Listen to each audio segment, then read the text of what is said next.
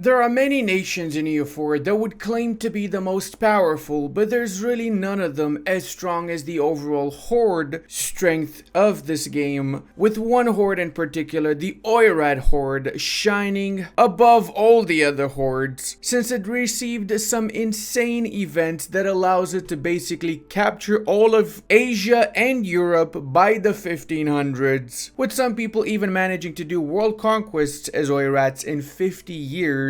Now I am going to show you exactly how to play as the Oirats in the most recent patch, and if we get 5,000 likes, I'll do another video on a really special nation, namely Sarik Yogir, the smallest of all hordes, but with definitely a ton of potential. We do have only 17,000 units at the start of the campaign, so we're going to start this off by bringing all of our troops to the border with Ming. We will have to go to war with Ming on the 11th of December, so because of that, I'm going to be recruiting the free company over here to help me out in said conquest against the empire of Ming, or the mandate owner of Ming. Historically speaking, the 15th century or 1400s, whatever you want to call it, was not an amazing time for the hordes overall, since they were very divided, religion playing a major factor in said division, as well as political intrigue, of course. The days of Genghis Khan and Kublai are long past, and in future centuries what was left of the hordes got integrated into various other bigger empires, with the Russians primarily capturing most of the lands of the former hordelands. Now for us, we do start with the Mongolians as our little vassal here, and they are slightly disloyal, so we do have to make them loyal again. We're also going to make Uzbek and Chagatai our very first two rivals, and we're going to do our estates here. It is very easy since they only have one estate, the tribes, so we're going to give out for these bad boys the manpower privilege, the brand new privilege added in the most recent patch, secure succession. One of the main issues you get as the hordes is that you have rebels every time a new leader comes to play, and with this, as long as the leader has more than 12 mana points generation overall, we will not get pretenders in our country. Similarly, tribes military service lets us construct 5 cavalry units from the decision for 0 cost. That means no manpower, no money paid, and it's only 25% of the regular time to build these units, so this privilege is actually really strong. We're also going to give tribes land rights because we're going to need as much governing capacity as possible, and we're going to give autonomy of the tribes to increase our overall religious unity, so we start with essentially 121 religious unity. So yeah, a lot of things have changed with EU4, but some of the new recent changes with the most recent patch have actually made the Oirats significantly stronger. Let's also summon the diet, and we've got a very strange mission here. Alright, fair enough. Annex Mongolia. You can also see some crownlands right after that, and we could also sell some titles to help us out with the initial war against the Ming. Going to our national decisions, we can support the tribes, which will increase the loyalty of the tribes by just spending a little bit of money, and then after we can raise hosts, which gives us a general with 40 tradition, and as I said before, we are recruiting now in our capital 5 units in 25% of the time and for 0 cost. We can also get contribute warriors that offers reinforcement speed and land maintenance modifiers, so we have a significantly stronger start now than we had in previous versions. We could also get an alliance with Korchin. A lot of the times they would agree to an alliance with us. They are right now a tributary of Ming, unlike previous patches, so Ming will not necessarily attack Korchin anymore because they don't need to attack them, since before they were not a tributary, which is why they used to attack them. When it comes to Mongolia, we can actually start integrating them as soon as we have 190 relations. We don't need to wait for 10 years, unlike most nations at the start of the campaign. And when it comes to their loyalty, we could placate ruler here. We could develop their provinces too. Every time you develop a province, it lowers their liberty desire by 5%, and we could develop provinces that we have cores on, so when we do integrate them, it's going to make no difference because it doesn't add to the integration cost at all. The cheapest provinces for that would be Kurlan and Science-Han. Of course, also improving relations with them is not a bad idea, since you're going to need 190 of them, right? We're going to assign our leader as the main commander of our army, and we're going to merge our units into one main army. This guy is a 5 shock, 5 maneuver Chad Lord, so it shouldn't be any sort of a problem actually wiping out Ming's units. The idea behind the Ming War is that we need to defeat an army that is led by Ming's emperor or his son, and that's going to trigger an event that literally destroys their armies. They're going to be paper units that we can absolutely crush afterwards. We're going to set the Mandate of Heaven as our CB city because it's going to give us 50% aggressive expansion for taking provinces in Ming, as well as it costs 50% too. So if you really look at it, check it out. We can take essentially half of Ming in the first war. Personally, I like to take the lands around Ming so that after they get super weak, nobody else can just swipe these lands for them. And I basically have insurance that all of Ming is going to be mine eventually. So it would look something along the lines of this, like here. There you go. That would be probably the ideal first peace deal against Ming. It's not even too much aggressive expansion too. Look at that. Kum and Ming are the only nations that care about it. Now the war started, but we have to literally avoid Ming armies until we see one that is led by their emperor. Hopefully I can remember his name. What's his name? Zhu. Right. So either Qi Zhu or Qi Zhu. We got to find that army. And we found it. There you go. His army is one of these guys here. Qi Zhu is leading the third Ming army. Is this the third Ming army? Which one's the third one? So we're essentially going to try and ambush this army with the heir or with the leader. There you go. He's going to Science Hunt. So we're going to meet him up over there. Let's go, boys. Let's go. Time to wipe out some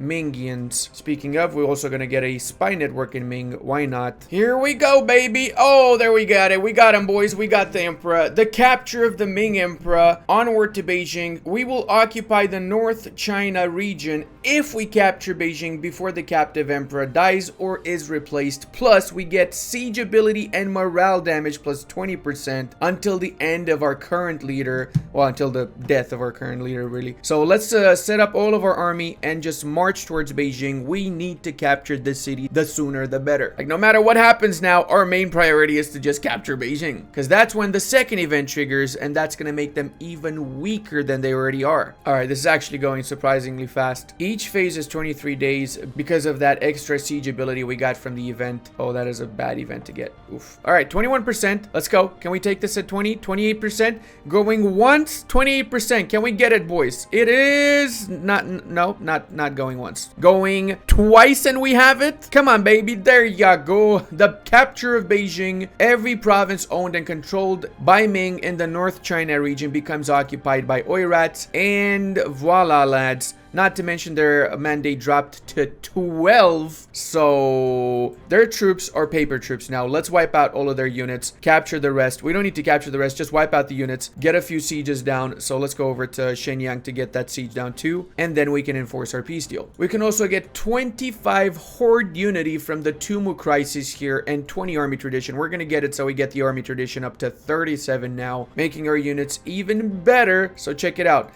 Army comparison with war enemies, right? Sorry, no, army quality comparison. Oh, baby, you cannot outrun the hordes, laddie. Let's go in the north, wipe out that unit there. Hot damn, we wiped out half of their units right there, man. That is just insane to me. I'm loving it. So this is because of the mandate, by the way, guys, because whenever they have below mandate, they get more fire and shock damage received. So they're getting an extra 37% fire and shock damage received from my units, which is a huge amount. I mean, right now, they're absolutely collapsing every single battle that I have with them. Essentially, that one event makes this nation ridiculously overpowered, because now we can take the lands from Ming and we can make them our little piggy bank, prevent them from collapsing so that we can continuously dry them up of money. All right, 12,000 more units are going to be destroyed, Dikus, and they got 23,000 left, which we're going to chase down as well. Oh, isn't that cute? They're trying to unsiege that, or I don't know what the hell they're doing, but oh, Corchin just gave me some money. Oh, that's cute. That's actually cute. What are you doing? You going on your ship? You coming back from your ship? You need to chill for a second there, army. And they're down to 13,000, 10,000 of which I can already see over there. Let's continue to siege with our mercenary company and wipe out their armies with our main army. Ming's got no more troops. Ming's got no more troops. Oh, they recruited some more. Okay, never mind. Now, I've made some changes when it comes to the peace deal because not only the land, but 400 ducats should be enough to cover my expenses here. And afterwards, we're going to get more money from them since we're going to be attacking one of their tributaries, namely Cradle, and as consequence, attacking their tributary is going to bring them in the war against us once more, and we're going to use that war to just dry them up of money, and that's it. We're not taking lands in this war because we are not co-belligerating them. We're just using them for the money, and then when the truce is over, we attack them again with the take the mandate CB, and as consequence, that's when we take another half of Ming. So in 4 years, essentially, we went from a backwards, not even even feudalist embracing nation to half of China, rich and with feudalism. Plus, guys, the best feature about hordes is that you can raise provinces, and in the process of said raising, you get mana points and money. So we're getting cash now. That's been patched out. It's not like with previous versions when you could not actually get loot from raising. Now you do get, and you get quite a big chunk of loot as well. So do make sure you raise every single province before you core up the lands you've taken from your enemies. Because look at this. Because we raised, we can get all 3 the techs before anybody else. So we got 12 innovativeness from the get-go because of all this raising. I absolutely love hordes. Hordes in general are the most powerful thing in the game, right? But the raising mechanic is kind of what makes them so powerful, let's face it. Not to mention, by raising these lands, it makes it cheaper to core these lands as well. So it's almost nothing to core half of China because we raise down the development. We lower the development. I am a little bit overextended though, so I am going to give my beloved vassal here the province of Datong. So I don't have over 100 overextension anymore. Unpause, and we're back to 97 juicy. Now I'm going to start integrating these guys in a few months, so I'm going to enable scourge. This way they don't join my war against Ming, and I can start integrating them whilst I'm at war with Ming. Also, we just became a great power. That is actually amazing. There you have it, lads. Ming is joining when we attack their tributary of Kum. We're gonna co-belligerate Cradle since we're gonna be fully annexing them too, and let's go with the second war. All right, we've taken Beijing and one more fortification. That is enough to get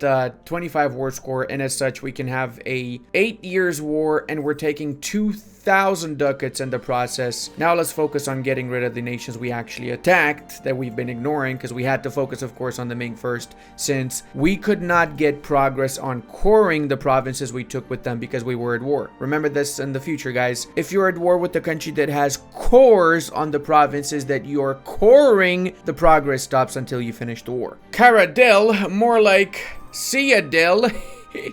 I need to really stop making jokes. Like, that was probably the worst one I've done in a while, wasn't it? All right, even though these guys are a primary culture Oirat, we're still raising it because we can and because we want to. That's why. Hey, we cored the first batch of provinces, so we're not so unstable anymore. We only have 70% overextension now, so it's considerably better. We also pushed these guys into this peninsula, so now we're gonna wipe them out. Nice. Let's go ahead with the full annexatio and all the money they got. Buyos Nokos. Raise all of the provinces. Hey, would you look at that? We can get military tech 5 before anybody else too, leading us to 16 innovativeness as we go already. All right, now we can attack Tang and their allies, essentially getting control over the Tibetan plateau. And we have a little bit of time before we attack Ming again, so this is a good pastime activity to fill up that time. There you go. We can actually co-belligerate the entirety of the Tibetan plateau, so quite literally every single nation that is here will be part of us after this war is done. The entire plateau, boys. We do need more soldiers, but because our manpower pool is quite low right now, we're waiting for it to go back up. We will be recruiting mercenaries for the time being. Let's say the Free Company, and then the Grand and the Independent one. As we need them, we get more and more mercenaries. Bro, did I actually get rebels in the province in which I recruited the Free Company? Like, actually,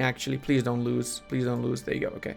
Whew. What? I never knew that. If you recruit mercenaries in a province and you have a rebel spawn in that province and your mercenaries technically have 0 morale when they're recruited, they get max morale? What? That's either a bug or a new feature. I'm curious about this. If you know, let me know in the comments, because I never knew about this. I literally never knew about it. No, Bengal's at war with them too. Oh, I hope they don't take any provinces. Wait, actually, who is Bengal at war with? They're at war with Kush and Tang. Okay, so these guys that I'm at war with too. That's fine. They can take Kush. I don't care too much about it. They were all hiding in here, man. As expected. Scared Schnitzeldorfs hiding away. And now you're gonna get stuck in Vapenic room. See, this is what happens. You might as well just fight like a man instead of getting wiped out by my troopers. Oh, no. Oh, this is bad. They got civil war. Oh, I hope they don't get completely collapsed by the time I attack them. Oh, that's bad. That's really bad. I like to withdraw some more money from the Bank of Ming is what I'm saying. But I mean, if they break away into separate nations, it's not a big deal too. I'll just wipe out all those nations after too. I'm curious as to why Timurids did not fully annex Ladakh, because I'm pretty sure Ladakh starts with this province here, right? So that means Timurids attacked them and they didn't take those lands for some reason. But doesn't matter, because now I got a border with the Timurids. So I'm gonna ask them myself by, you know, wiping them out. The scumbags, how dare you think you're a pretender to the Mongol throne?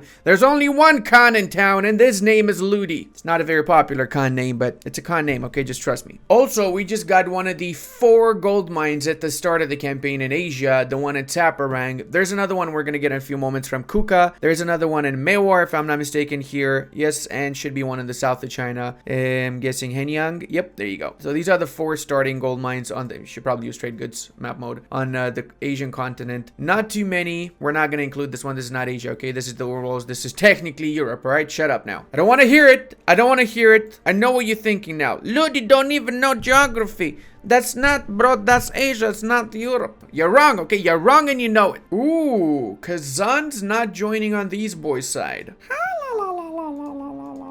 Maybe I should attack him, actually, because Jaunpur is pretty freaking weak. Yeah, we got 3 years until we attack Ming again. Let's go. Let's go, baby. Let's kill them off. Kill them all. Kill them with fire. Change direction, lads. Change direction. It's the name of my band. You got One Direction, now we got Change Direction. We got cool songs like Never Seen a Girl Before, The Way You Make Me Stack Wipe, You Don't Know You're Raisable. That's one of my favorite songs, because, you know, we're a horde, so yeah.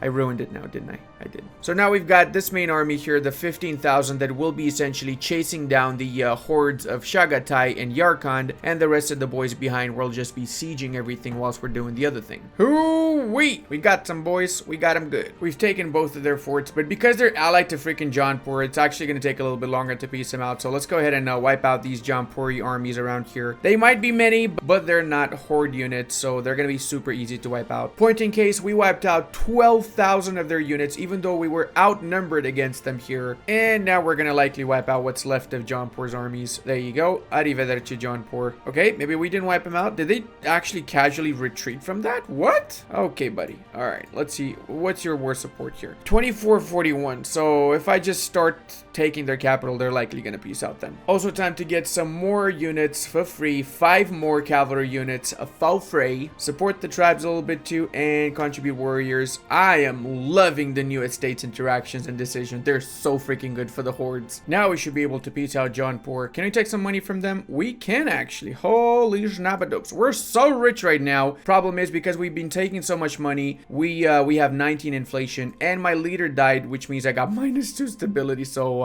yeah, I need to get rid of that situation. I need to get some stability, essentially. Let's get our lands from Chagatai too. Or maybe I don't get the gold mine now. I'll get this so I can connect my lands here, and I can get the gold mine in the next war. Yeah, that seems like a good idea. There you go, 135, 124, and nobody in a coalition once more, and we've absolutely quadrupled in freaking size now. We're also going to use the mana points from this war to get our stability up, because it's very much so needed. Unfortunately, Ming has collapsed into quite a few different nations, so we're going to be attacking all of them, and we're going to basically just completely eat what's left of Ming and everything else in China. I was thinking to just equally expand around Asia, but since this happened, we can just eat all of China in the next 5 to 6 years by attacking all of these guys here, and then after we can focus on the rest of Asia. Best part is, though, with all of China, we have a massive economy to go alongside with those conquests. Speaking of, let's lower the autonomy, since high autonomy means you get less mana points, less economy from your provinces, and we want to get the most out of all of our lands. We could also get another mercenary company, the Grand Company, to help us out with all the rebels and with all the conquest to come. Alright, let's go, boys. Once more into the fray. Take Mandate of Heaven, call in Mamnai so we can give him the provinces of Solon, and or we can take them for ourselves, doesn't matter. Mandate of Heaven, of course, CB, so we can of course take most of what's left of Ming, so let's see how much that would be. Pretty much the entirety of the south, I'm guessing we'd be able to get. There you go. All of this. Snake our way into the north, and we gotta choose here, I guess. We could take these lands that we border in the north, and they would be left with only a couple of provinces afterwards. Yeah, one more war, or maybe they just gonna release somebody else and then we don't need to do one more war. Actually, since I'm gonna need money in this campaign, I'm gonna take more money than land from them, so yeah, change of plans with the war deal. I feel like this would be a much better war deal since we're getting both a lot of lands and we're getting the maximum amount of money we can get from them now. So yeah, let's go with that. Beautiful. And now we're going to attack all the other minor Chinese nations so they don't join any coalition against us. And seeing as we have so much military power, we could also go for military tech 6, which would be a massive difference since right now I think everybody's still on military tech 4. Yeah, oh my god.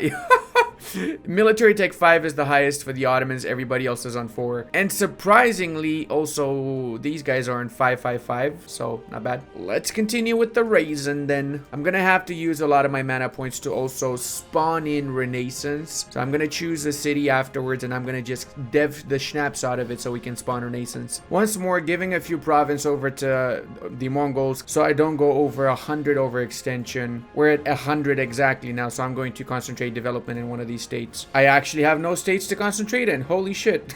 I gotta give him 2 provinces then.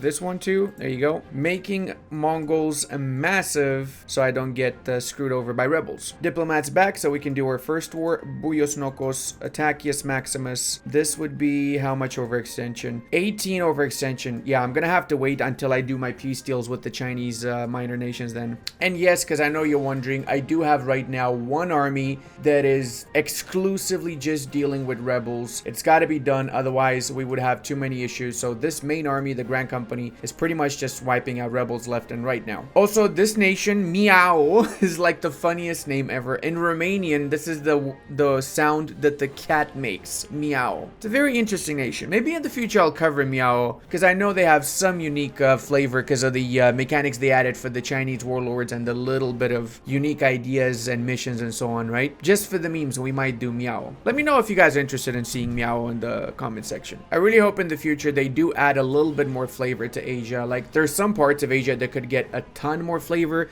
like especially the hordes themselves. They need to revamp the horde system, the raid system. This stuff would deserve its own DLC in my eyes. I don't know, maybe I'm just the only one that plays as the hordes though. I do enjoy hordes a lot. I feel like they're really fun, and maybe they can do a DLC focused on that aspect of fun for the hordes, right? Make them even more fun. Just not overpowered, please. They're overpowered as they are. Like, maybe add some flavor for Macau to become a really, really important trade city in Asia, and even add Hong Kong. Maybe add that as specific flavor for the British though, I guess. Oh, finally we got Canton. All right, now we can attack what's left of their army. This way we can get rid of US so that afterwards we can also get rid of Miao. Cannot peace out Miao because US is blocking me from wiping out the remaining troopers of Miao. It's almost like they're working hand in hand even though they're not in the same war. What do you have to say for yourself, Miao? You just gonna say Miao? Is that it? Meow. From now on, every single time I'm gonna annex a nation, I'm gonna say Meow. Get ready for it. Just get ready for it. I'm just kidding, guys. I wouldn't say Meow after annexing every country. That's so stupid. Imagine actually doing that. Like, really, imagine actually doing that, man.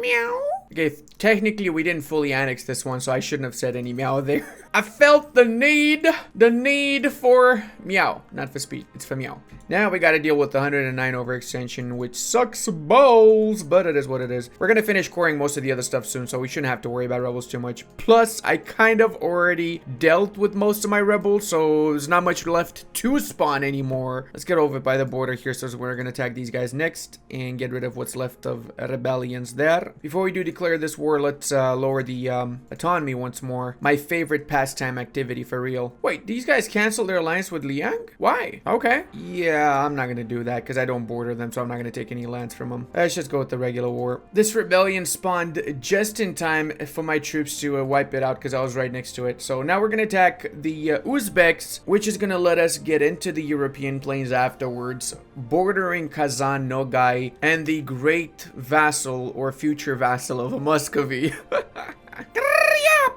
We're re-establishing the horde rights, y'all. Give me my tanks. All right, set up Narim is the war target. There you go. And I actually wanted to co-belligerate Nogai. I forgot. It's fine. It do be happening. And seeing as I actually really like the city of Chengdu, I've been to Chengdu a few times already. It's a very beautiful place. Chongqing also is really nice. Chengdu's got the really beautiful panda what you call it, the place you keep the panda, a zoo, the panda zoo. And yeah, it's just overall a really awesome spot to go to.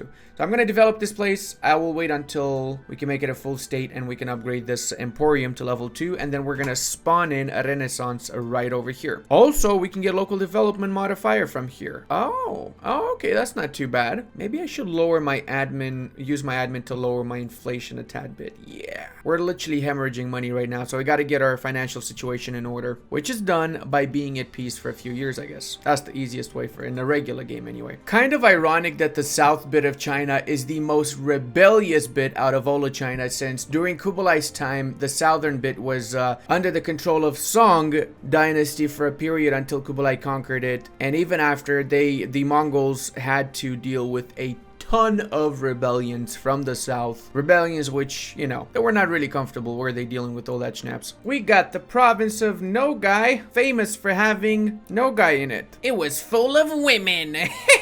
Boy. Can we also appreciate the fact that Mongolian throat singing is likely the best form of music to ever come out of human civilization? Just saying, just saying. All right, we can take the strip all the way to Russia. Get a little bit of money too. How much money can we take? We can take 115. Sure, let's go for that. Ooh.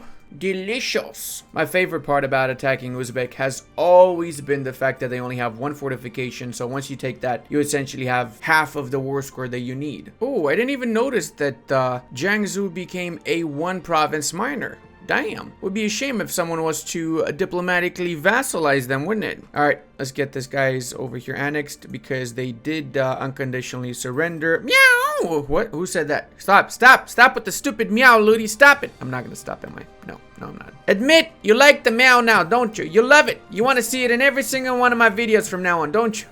That would be so cringe. Oh, we can have up to 1,500 points. Yeah, no, I'm not gonna waste that. Don't worry. I'm gonna spawn Renaissance first. Okay, let's see how quickly we get this bad boy in here. Ooh, Renaissance, or Renaissance, I love the way that you spread around. Imagine only being allied to Crimea. I mean, you're basically just asking for me to attack you at that point. I don't know how long you guys have been with the channel. If you've been for a long time or if you've been for a short period, if you've been watching my videos or not, but I just wanted to say that I love you. I really do. I really appreciate the fact that you're watching my videos, that you're a part of the community, that you enjoy the same games that I enjoy playing, and that wherever you are, whoever you might be, you're not alone. There's a lot of other people just like us that share the same goals, that have a similar view on life, likely the same things, which is to restore the Roman Empire, but that's aside from the point. Why I'm saying this all of a sudden is because life is short, guys. Life is very short. And don't waste it playing video games and just procrastinating and saying, I'll do it tomorrow,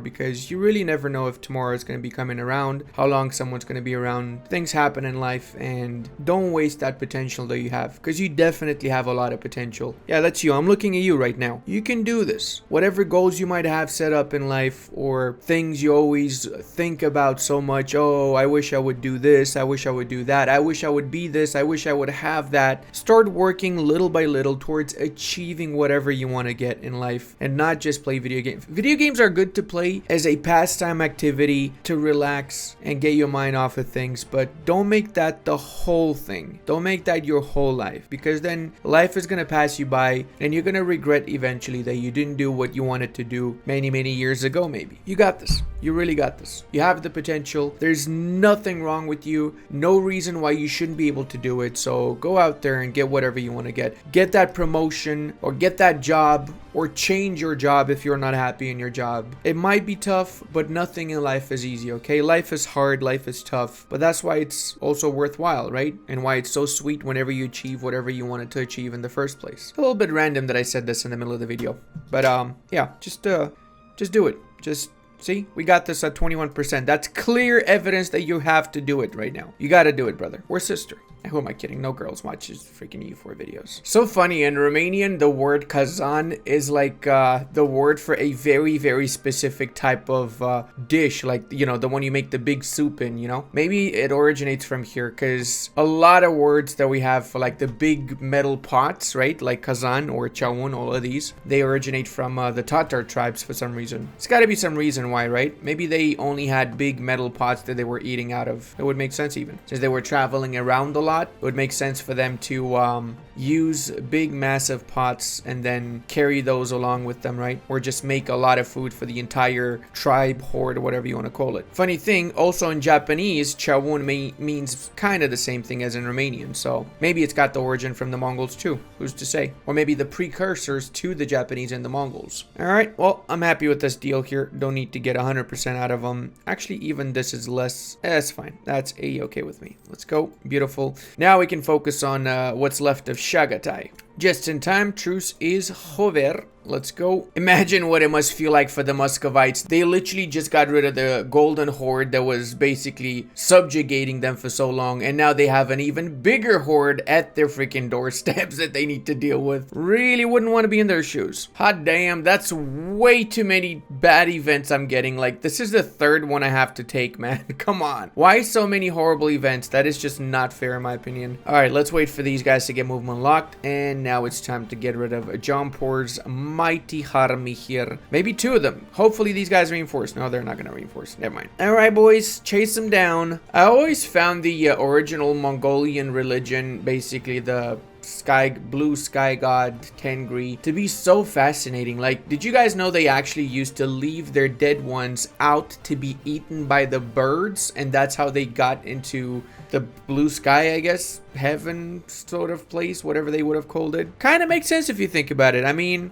technically you get reintegrated into the environment a lot faster, right, when your cells become a part of the bird cells. Alright, Jampur, time for your daily tribute, sir. Get out of here now. I don't remember the last time I played as the Nepalis, but I'm glad to see that Nepal actually freaking formed. Who formed Nepal, man? Was it, what was here before? I forgot. Yeah, Gorkha. I think maybe Gorkha formed it? No, it wasn't Gorkha. It was, whatever was here, because they lost their cores. There's only Nepali cores here. So whoever this was is the one that formed it. Question of rights. Is this something I have a core on already? It is. It's not going to make much of a difference. It's fine. Just give me the province. They should still be loyal enough. They love me over in Mongolia. After freaking 2 years, we get this fortification here. I mean, it's taken them their sweet ass time, hasn't it? Alright, we're gonna go for the full annexation for Chagatai, so we actually get their vassal, because remember, whenever you fully annex another nation, you get whatever subjects they might have. So for example, if you fully annex Castile and they have, say, colonies, then you get the colonies from Castile as consequence. Let's cancel their cores also, since we can. There you go. Booyah snoky dogs. Alright, that's it. Bye-bye. No more Chagatai. Bye-bye. No more Chagatai. And Yarkhan, their previous vassal, became my vassal as consequence. They might be a tiny wincy bit disloyal, so we're going to be improving relations with them though. Unsurprisingly, Muscovy took advantage of me wiping out Kazan's armies, and they fully annexed what was left of Kazan. I might need to rush for Nogai. When is my truce expiring with them? In 75. Yeah, I'm going to have to position troops because I don't want the Muscovites to get Nogai. I want to take basically a line here to cut off the Muscovites from expanding anymore. Speaking of expansion, it is another day, another war against Zamong. Zamongi Mongi Dong. Don't have many units around, but we're going to have to ship them over because we need to take as much from these guys before the rebels completely wipe out their nation. They're really close to completely disappearing. It's insane. Can we take the north? Can we take the southern bits? How much of the south we can take is the real question. So about this. Oh, that's not too much, is it? But this area should technically become rebels by the time we finish the war. Ming's Empire's nomadic fears. I mean, they should be. They have a pretty valid reason why they should fear the nomads, considering. Oh, Min. Hello, Min. Looks like the rebellion succeeded, boys. They did succeed indeed. Let's go with the tribal conquest against Zumin. When did they get a new sprite, actually? I just realized the Chinese minor nations have unique sprites, dude. Hold on a second. When did they get the sprites? I didn't even realize they got unique sprites. Is this from the Mandate of Heaven like 7 freaking thousand years ago? No shot. No shot it's that old, and I never realized. Thought you can hide behind your fort here, no guy, did you? Well, you cannot, okay? There you go. That's what real Mongol warriors look like, not like those pathetic schnapple dupes that you have over there. Okay, we got enough war score to get the straight line into the south. Don't really want to fully annex them so I can attack them a little bit faster afterwards. And this way I make sure that the Muscovites do not not go into any of these lands that I'm interested in to the east. I've literally drawn the line of how far the Muscovites can expand right now. And I've also made sure I have my path towards attacking the Ottomans and the Caucasus now. And seeing as Min unconditionally surrendered, we might as well just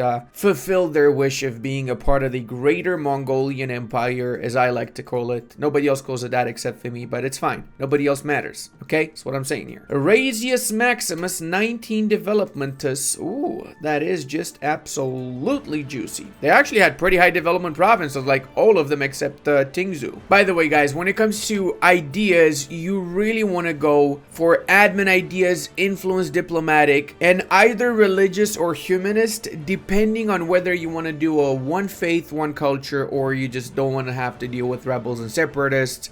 If you don't want to deal with rebels and separatists, then humanist is your best friend. Otherwise, religious to both convert everything to your religion, as well as have an easier time to convert the whole planet to your culture, since you also get culture conversion cost minus 25. Plus, with religious and influence, you get the 15% culture conversion cost policy afterward. So that's 40% cheaper culture conversion cost with these two ideas that you're going to need to get as a horde anyway, right? Not to mention there's tons of reforms and tons of everything else that you can add to it. I've decided not to take this bit since I already have a lot of overextension because I couldn't core these lands in the south, so I got 193% overextension. So yeah, it's a little bit, let's say. Definitely a little bit. Hopefully these guys, these rebels are going to wipe out what's left of Ming next. And we're going to lower that overextension by first off raising everything that moves, and then consolidating, and then giving lands to the Mongolians as always. Wait, what the hell? Mahayana in the province of Shenyang. Why? When? I didn't know this starts as a Mahayana province. Let me check. So 1458 abandoned their old faith and became Mahayana. Okay, that must be some sort of event, I'm guessing, because that makes no sense otherwise. So after consolidating or concentrating and